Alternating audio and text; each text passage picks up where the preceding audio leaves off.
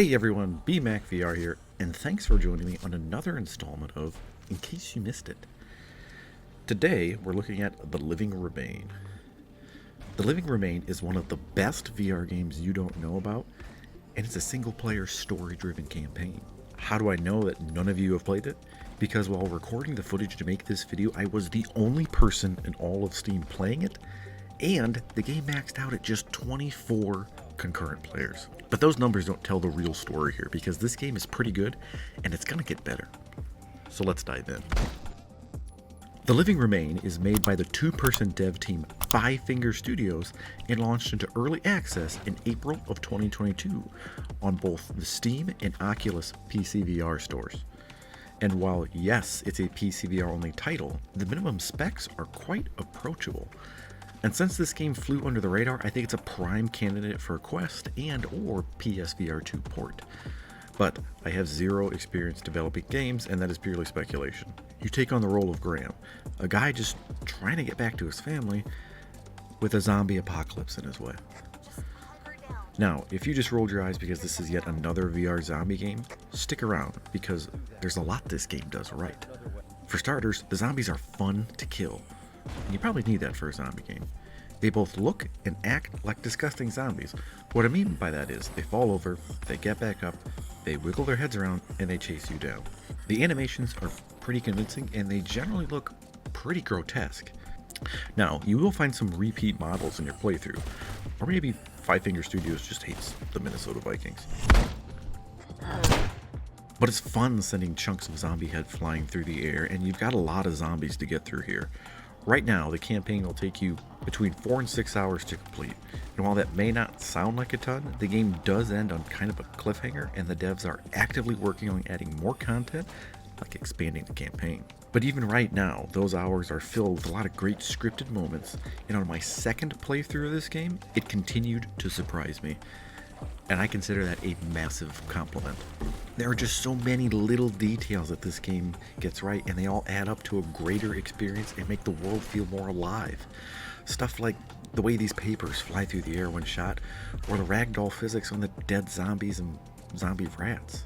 You can pick up more than just the zombie rats though. The amount of interactable objects in this game is seriously impressive. It's very reminiscent of Half-Life 2. And what's even better is that your hands and weapons are physics objects, meaning they are capable of colliding with and pushing around other objects in the environment. And while this may seem like a small detail, it means the game becomes a physics playground, quite frankly similar to Half-Life Alyx. You can do stuff like smoothly tip open doors with your pistol, slide junk out of the way when searching for ammo, or even open trash cans with the barrel of your shotgun. When VR games have weapons that are physical objects, it just takes the immersion to a level that's quite frankly not possible on a flat screen game. And in The Living Remain, there's a good chance you can pick up and interact with nearly every object you see, which is just mind-blowing for a two-person dev team. Having weapons and hands as physics objects is just a huge benefit to the experience. And for an example, let's take a look at weapon recoil. You can see here that when one-handing the rifle, the gun has quite a kick. You can grab it, and that recoil is diminished.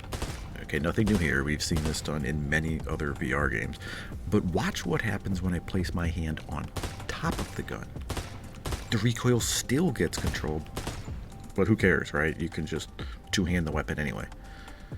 Well, look at what happens when I rest my flashlight on top of the gun.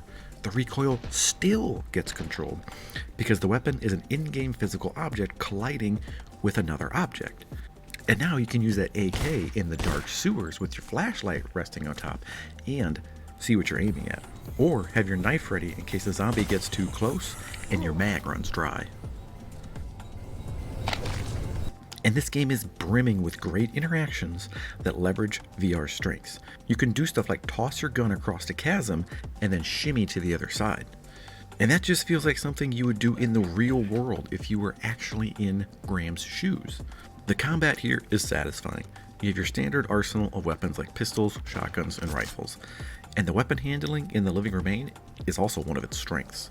Guns have a solid feel to them. They don't feel floaty or unrealistic, and all of them have a unique manual reload. A shot to the head rewards you with chunks of brain and bone spraying through the air, and taking down zombies can lead to some pretty gory results. This game also rewards scouring the environments for weapons, ammo, and filament.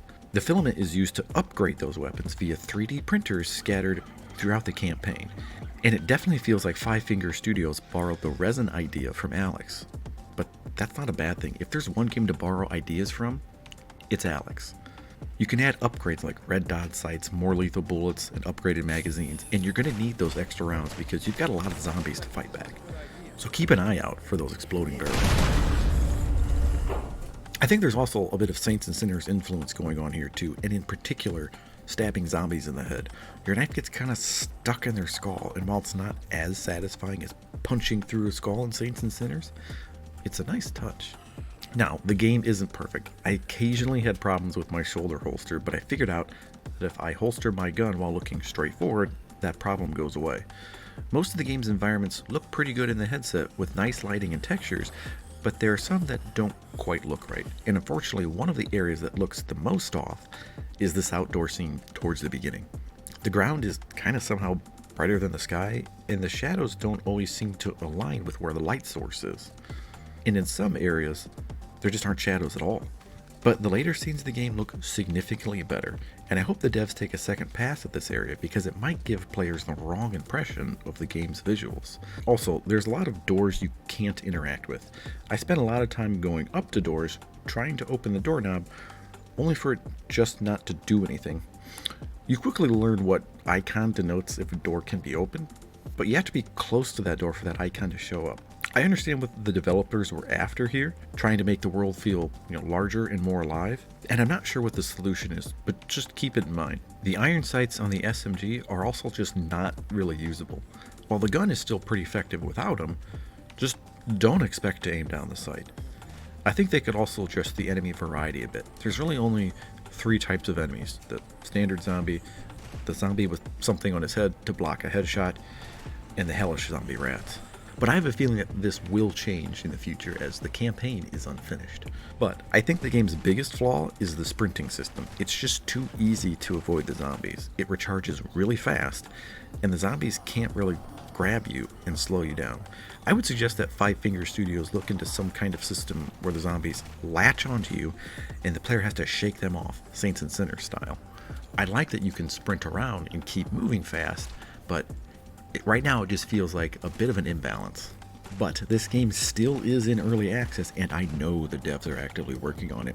And even with its current flaws, I still recommend the game because, quite frankly, it's fun and I never got tired of popping zombie heads. Because there are some great scripted sequences and moments in this game that I just don't want to spoil for you in this review. While the zombies are kind of easy, there's still plenty of tension here, and they can overwhelm you. I also really enjoyed the game's explosions. They look good and feel powerful, often sending shit flying through the air only to land moments later. When shooting these barrels, I felt like I was playing a Half-Life game. Remember, this is a 2-person dev team, and you can really tell by the multitude of small details that the devs are passionate about this game. A lot of love and care went into crafting this project, and it feels like the developers just made a game that they wanted to play.